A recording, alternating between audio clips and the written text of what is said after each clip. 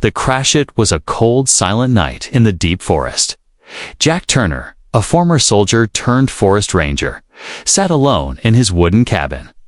Drinking black coffee and staring at the dark trees outside, he lived far away from the city, with only trees, animals, and the stars for company. He liked it that way, quiet, simple, peaceful, but that night, peace was about to end. At exactly 2:13 a.m., the sky above the forest lit up with a flash of green and red light. A loud sonic boom followed. Shaking the cabin windows, Jack jumped to his feet. Spilling hot coffee on the floor, he rushed outside, eyes scanning the sky. Something was falling, no, crashing through the clouds. A burning object, glowing like fire, tore through the sky and disappeared behind the mountains. Then came the sound, a deep, thunder-like explosion that echoed through the forest. The ground trembled under Jack's boots. What the hell was that? Jack whispered to himself, grabbing his flashlight and rifle. His training kicked in, and his fear faded. He had to check it out. He jumped into his old Jeep and drove toward the crash site. The forest road narrow and full of twists. After 15 minutes, he saw smoke rising in the distance. Trees were on fire, and a deep trail had been carved into the earth, like something massive had slid across it. Jack stopped the Jeep and walked slowly, his flashlight cutting through the smoke. That's when he saw it. A ship, not from this world. It was silver, broken, and shaped like a crescent moon. Steam hissed from its sides, and strange blue lights blinked weakly on its surface. Jack lowered his rifle, stunned. "This is not a plane," he muttered as he stepped closer. A small hatch opened with a slow hiss. He raised his rifle again, heart pounding. Something or someone crawled out. It was a woman, but not human. Her skin was pale blue, her eyes glowing white, and her body thin and fragile. She looked wounded, weak, and scared. Behind her, a small figure followed. A child, maybe 6 or 7 years old. With the same glowing eyes, the girl hid behind the alien woman. Trembling, Jack didn't move. He knew they were afraid. Not dangerous, the alien woman looked at Jack and spoke in a soft, strange voice. He didn't understand the words, but he felt the emotion, fear, pain, and hope. She pulled something from around her neck, a small, glowing cube, held it out to him. Jack hesitated, then stepped forward and took it. It was warm and pulsing, like it was alive. The woman reached for the child and gently pushed her forward. The little girl looked up at Jack, eyes wide. Then the woman looked at Jack one last time and said in a cracked voice, "Protect her. She is yours now." Her body gave out and she collapsed. Jack ran to her, checking for a pulse, but it was too late. She was gone. The girl fell to her knees beside her mother, her small hands clutching the alien woman's clothes. She didn't cry, just sat there, silent and still. Jack looked around. The forest was too quiet. He felt like he was being watched. He knew this wasn't over. Something else was coming. He picked up the girl gently, holding her close. She didn't resist, just leaned into him like she somehow trusted him already. He tucked the glowing cube into his coat and walked quickly back to his Jeep. He didn't know who they were, where they came from, or what had brought them to Earth. But he knew one thing: he had to protect the girl, even if it meant risking everything. As he drove away from the burning wreck, the trees behind him moved ever so slightly. Metallic shadows shifted between them, silent and cold, watching, waiting. The girl looked up at him with her glowing eyes. Jack didn't say a word. He just drove faster, deeper into the forest. Something bigger had started that night, something far from human, and Jack was now part of it. The forest was quiet again, but Jack knew it was only for a moment. He had seen enough war to know when the real danger hadn't even started yet. Inside his Jeep, the little alien girl sat silently beside him, her small hands wrapped around a seatbelt she didn't know how to use. Her glowing white eyes watched everything calm, alert, almost too calm for a child. Jack looked at her now. And then, as he drove through the back roads, heading away from the crash site, she didn't speak, didn't cry, didn't even blink much. But somehow, she understood him. When he slowed down, she held onto the door. When he sped up, she pressed her back into the seat. Like she was used to running after an hour of silence, they reached Jack's cabin. Deep in the woods, far from towns or cameras or questions, he stepped out and opened the door for her. She looked up at the sky, then at the trees, then at him. Then she stepped down, barefoot, and walked inside without fear. Jack locked the door behind them, checked every window, every shadow. Then he turned to the girl, who now sat cross-legged on the floor. The cube, the strange, glowing object the alien woman had given him, lay on the table between them. Pulsing like a heartbeat, Jack sat down. Two, not close, not far. They looked at each other for a long time. No words, just eyes. He cleared his throat. Do you understand me? The girl tilted her head slightly, but didn't answer. He tapped his chest. Jack. Then pointed at her. She blinked, then slowly lifted her hand and placed it over her own chest. A voice, not from her mouth, but inside Jack's mind, whispered, Nova. Jack froze. He looked at her carefully. Nova? She nodded. Once, he looked around the room, confused. Did you just speak in my head? Nova didn't answer, but the silence felt like a yes. Jack leaned back, breath shaking. A child who could speak without talking, who came from the stars, and now was his responsibility. Over the next few days, Jack tried to teach her simple things: how to eat earth food, how to sleep in a bed, how to turn on lights and use blankets. She watched carefully, learning fast. She mimicked his movements, his words, even his laughter once, but there was always something hidden in her eyes. A fear, a memory, something old. One night, during a storm, Nova stood near the window for hours. Jack walked over. You okay? She pointed at the sky, where lightning split the clouds. Then turned to him and whispered again in his mind. They are looking. Jack tensed. Who? Nova didn't answer, but her eyes turned sad. That same night, the cube began to glow. Brighter. Jack woke up to a humming sound in the cabin. Like a low song from another world, the cube floated above the table, spinning slowly. Then, it projected a light like a hologram, and in that light, the alien mother appeared. Alive only in memory, her voice was gentle, but serious. If you are seeing this, she said, then I am gone.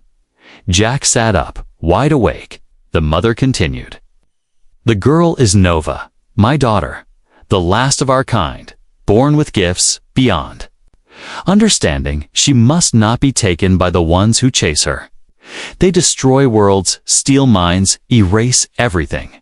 I chose Earth, she said, because I saw kindness in humans. Jack felt his chest tighten. The mother looked straight into the camera, or maybe into his soul. You must protect her, even if it costs everything. Then the light vanished, and the cube fell silent. Nova was standing behind him, eyes glowing softly. Jack turned to her. And for the first time, he spoke without fear. You're safe here, Nova, I promise. She walked to him and placed her small hand on his chest.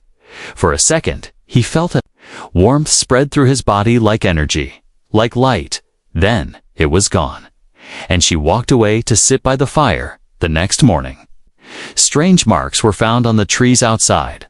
Long black lines like burn marks. Jack didn't say anything to Nova, but she already knew. She looked at the forest and whispered, they are close. Jack knew then this was no longer about just hiding her. It was about fighting something much bigger than either of them. And he wasn't ready, but he had no choice now.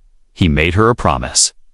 And Jack Turner never broke a promise, not to a child, and not to the stars. The cabin felt colder than usual that morning, even with the fire burning strong. The silence was heavier, thicker. Jack could feel it in his bones. Something was about to change. Nova sat near the window again, watching the forest like she always did. Her glowing eyes never blinked much, as if she was waiting for something. Jack made 2 mugs of hot chocolate, one for himself, one for her. He had learned she liked it. Warm drinks made her calm. He handed her the cup and said softly, "No. Strange dreams last night." Nova looked at him, then slowly nodded. "In the dark, I heard them calling," she whispered in his mind. "They're getting closer." Jack's jaw tightened. He didn't like how she could sense things before they happened. It made him feel powerless, like a soldier without a weapon. He turned to the table where the strange alien cube still sat. It hadn't made a sound in days, just glowed faintly, like it was asleep. Jack reached out to touch it, but before he did, it floated into the air on its own. Nova stood quickly, her cup slipping from her hands and spilling on the floor.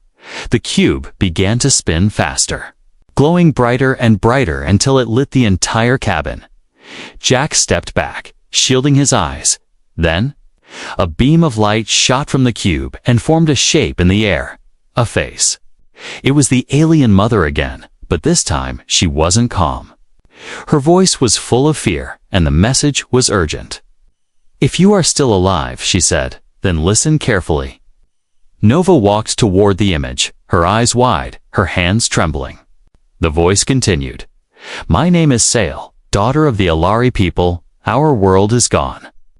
Our stars burned, our cities silent. They took everything, our future, our children, our hope." Jack felt a lump in his throat. Nova reached out her hand, and the image responded. It shifted to show scenes, visions of a beautiful alien world now destroyed. Towers in flames, ships falling from the sky, and shadows moving across the land. "They are called the Drax," Sail said. "Machines without mercy, hunters of knowledge, destroyers of light. They want Nova not because she is my daughter, but because she is the last carrier of our seed code." Jack frowned. "Seed code?" The voice answered, as if hearing him. "She carries the living memory of our entire race.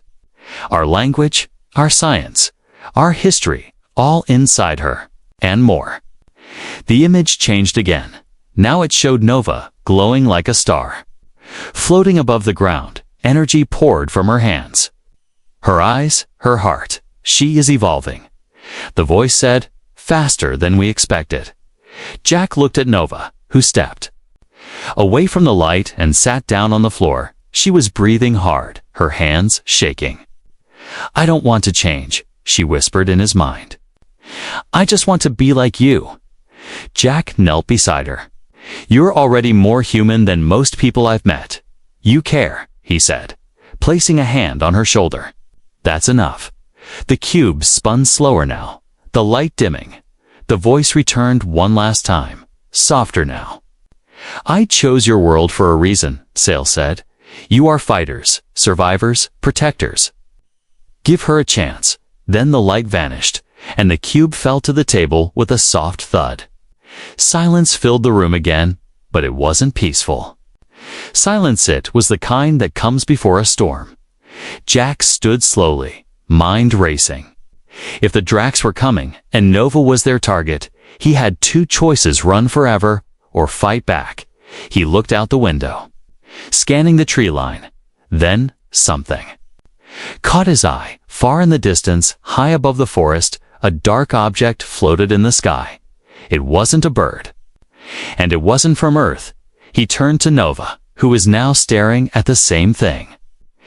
"They found us," she said, her voice barely a whisper.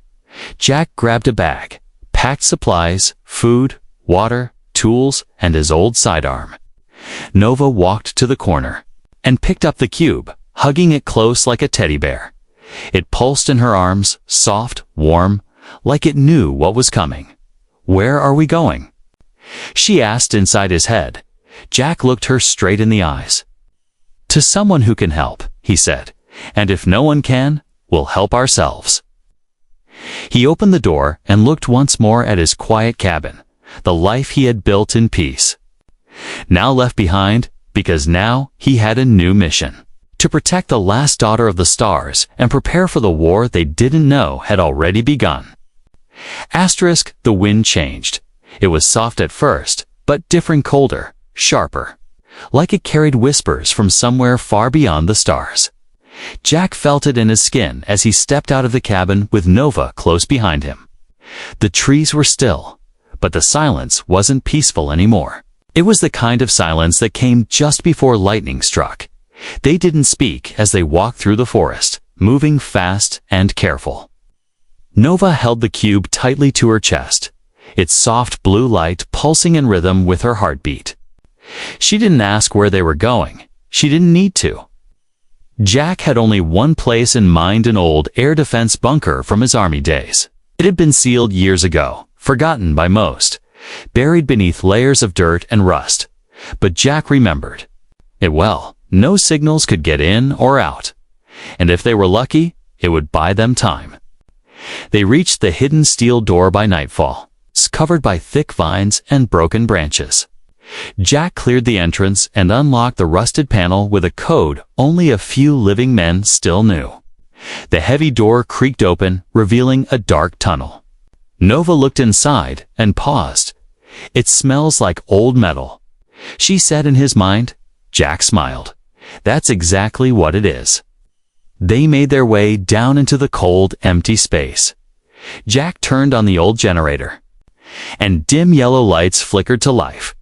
Nova explored the bunker slowly, touching the walls like she was trying to feel their memories. Jack set up food, a bedroll, and placed the cube on a table once used for war maps. Then, the ground shook. Just once, but hard enough to knock a cup off the table. Jack froze. Nova turned her head sharply, eyes glowing brighter. "They're here," she said.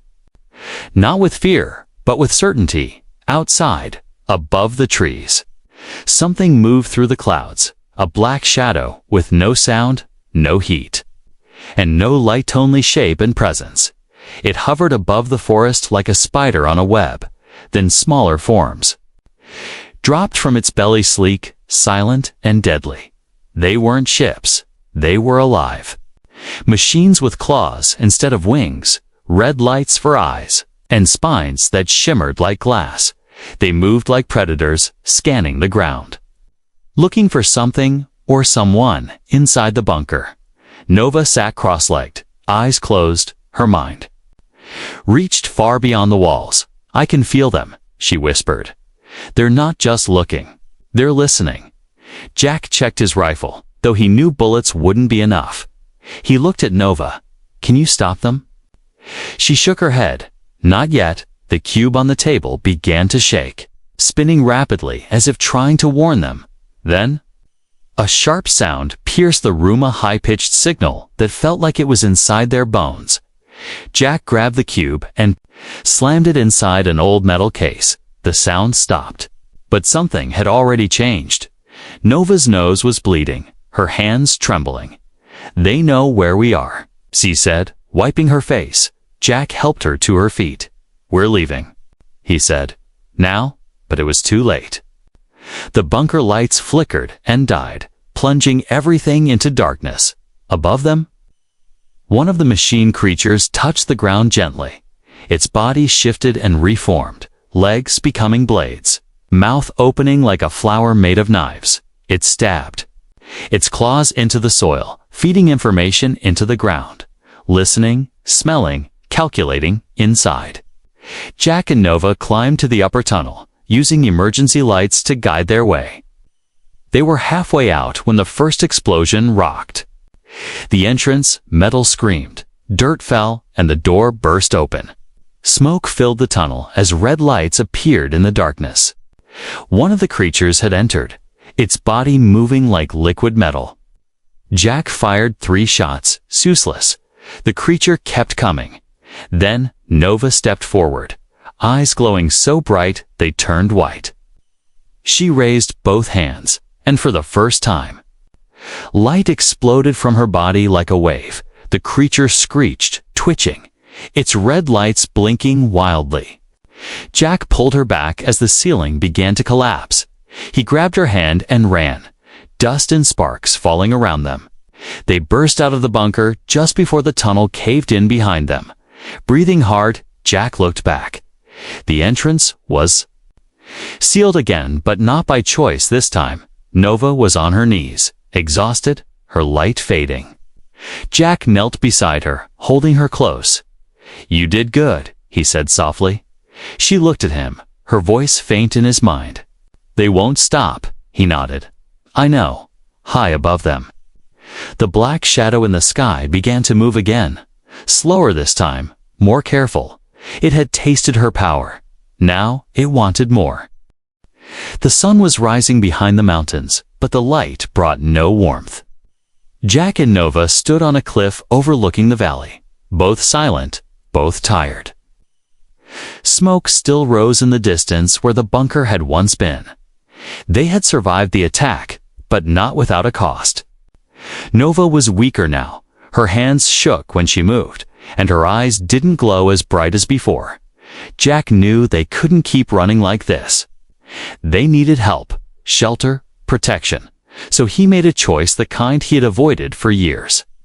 He reached out to the only people he thought could keep them safe. The military. He used a hidden comm unit buried near the forest's edge. Old tech, cold and dusty, but it still worked. He sent a code, one only high-clearance bases could understand. And waited. They came faster than he expected. 2 black helicopters flew low through the trees an hour later.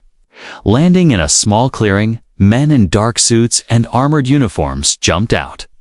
Weapons ready, but not raised. One of them stepped forward.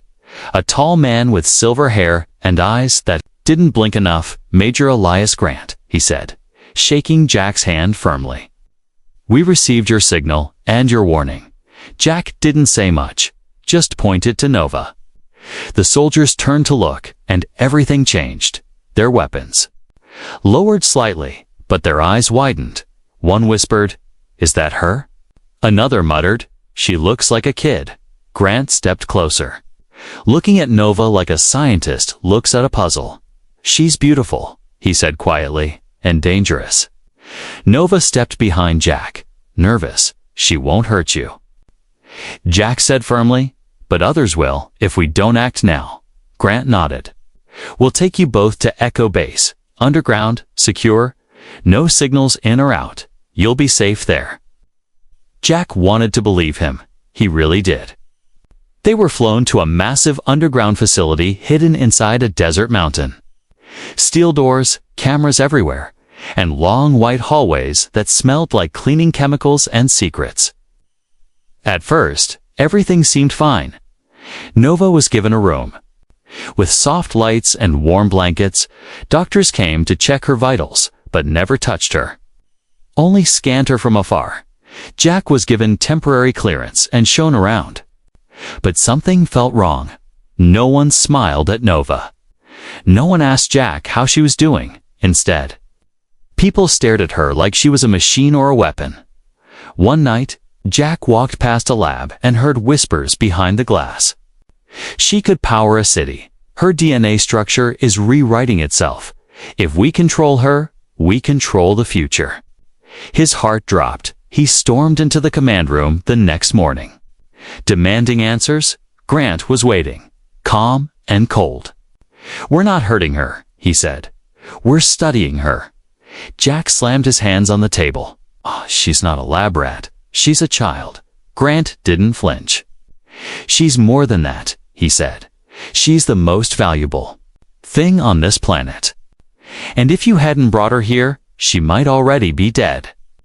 Jack turned to leave, but guards stepped in front of the door.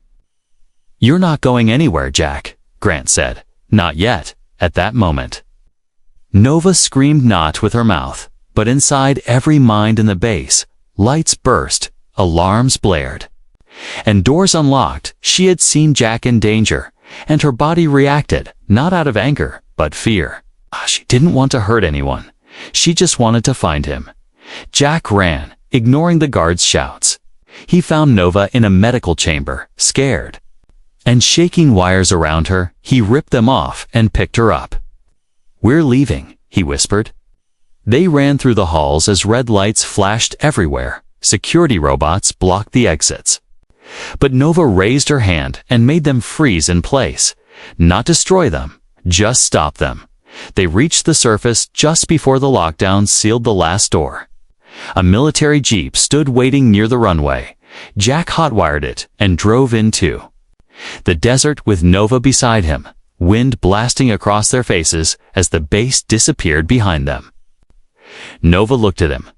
"I heard them," she said. "They were going to use me."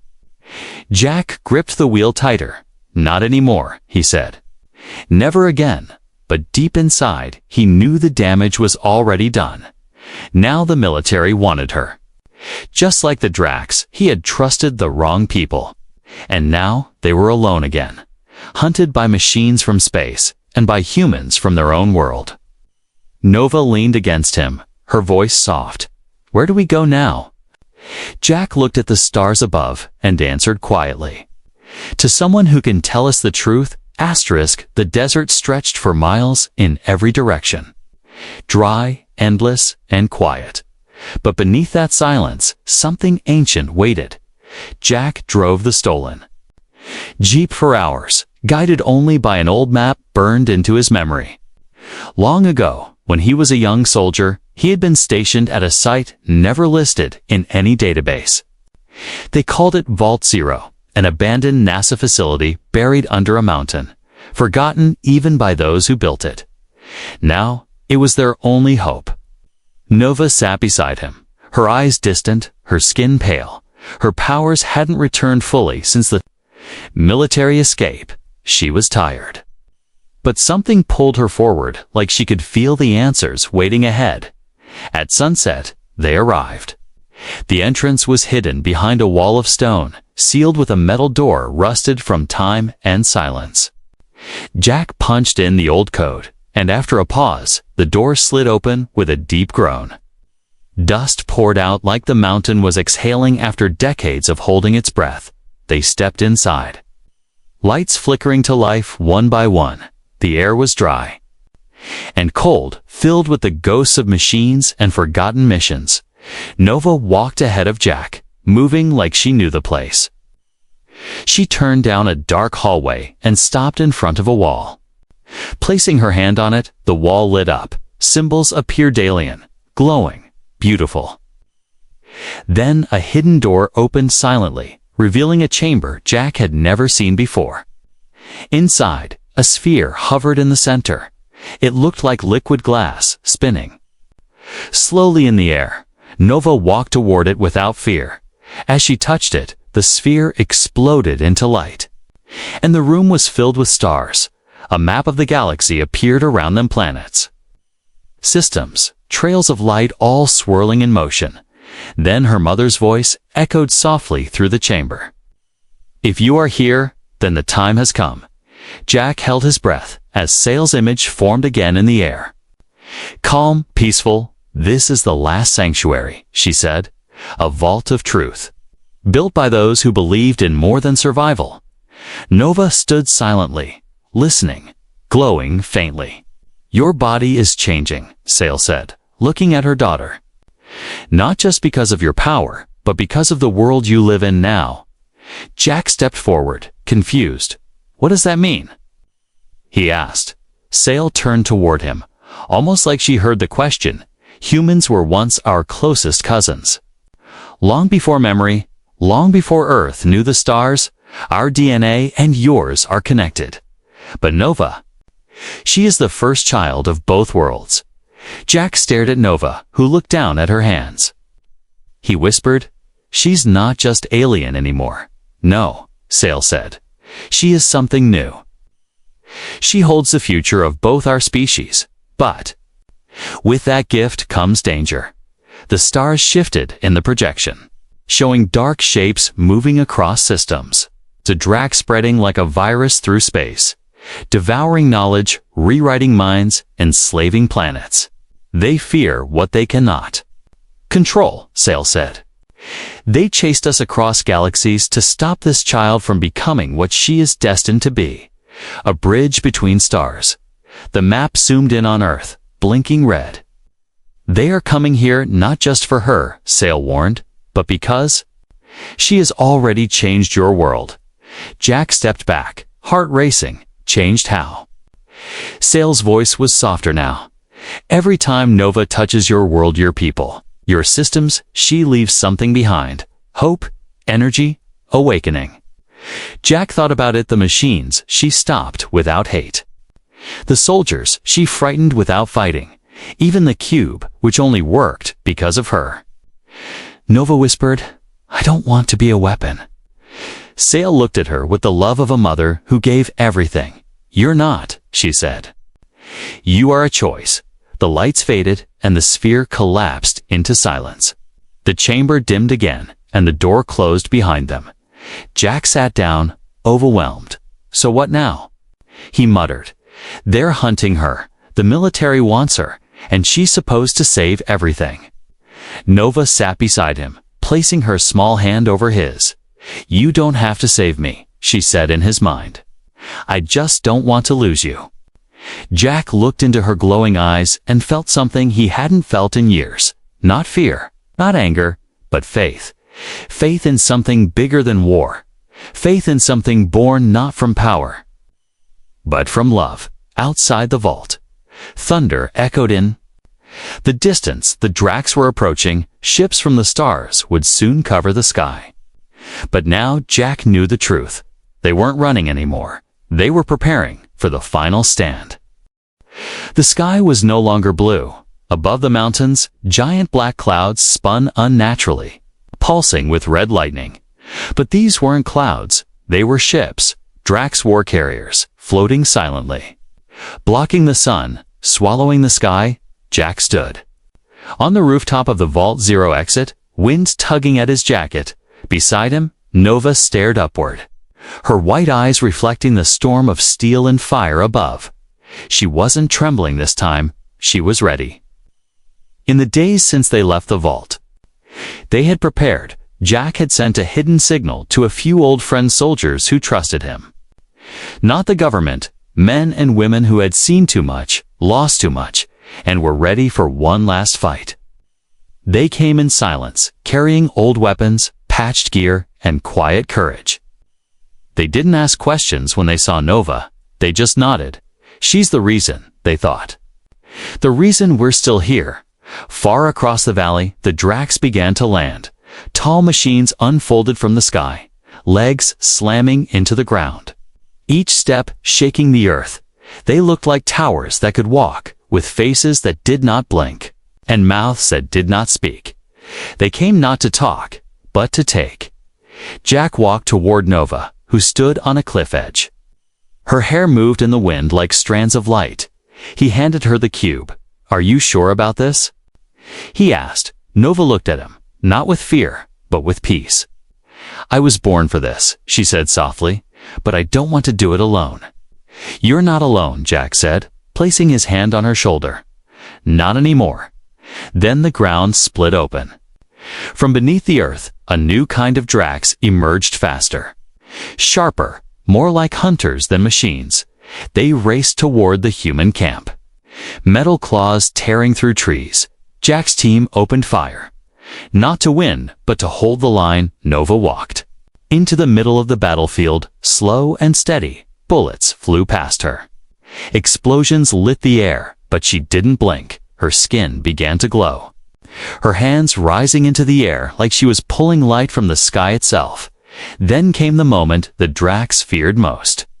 The cube in her hand exploded with energy not outward, but upward. A pillar of light shot into the sky. Straight through the ships above. It wasn't a weapon. It was a signal.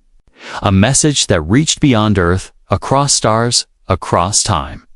Not a cry for help, but a warning. She is not yours to take, the message said. In a voice that was not hers alone, but thousands. All the voices of her ancestors, all the memory of her people, now speaking through her. The Drax paused, machines freezing mid-step. As if hearing something they could not process. Then, one by one, they began to collapse, not from damage, but from refusal. Their code failed, their purpose shattered. Nova walked through the battlefield, calm as the wind, everywhere she stepped.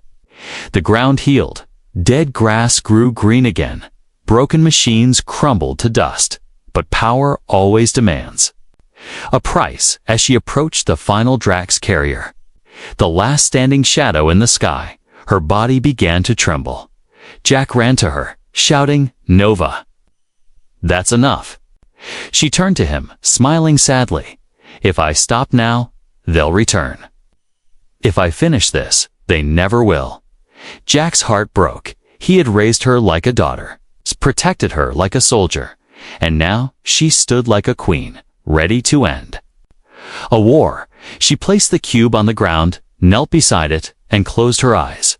A blinding wave of light spread in every direction. Not destruction, but awakening. It touched every Drax machine, every hidden eye, every secret signal, and shut them down forever. The sky cleared, the ships vanished, the war was over, but Nova lay still, her glow fading. Jack rushed to her, held her in his arms, tears falling silently. "Stay with me," he whispered. "You're not just a weapon, you're my family." She opened her eyes one last time, and in his mind, her voice whispered, "You made me human." Then she closed her eyes, and her body turned into light, a soft, glowing energy that rose into the sky and became part of the stars. 1 year later, the world had changed. Governments told stories about a solar storm, a freak EMP, a miracle, but those who had been there, Jack and the others, knew the truth. Nova was gone, but her legacy had just begun. Children across the world were born. With strange eyes, machines began to behave with more kindness, and sometimes, when the night was quiet, Jack could still hear her voice in the wind. Not a goodbye, but a promise. The girl who was given to a human didn't just survive, she saved everything.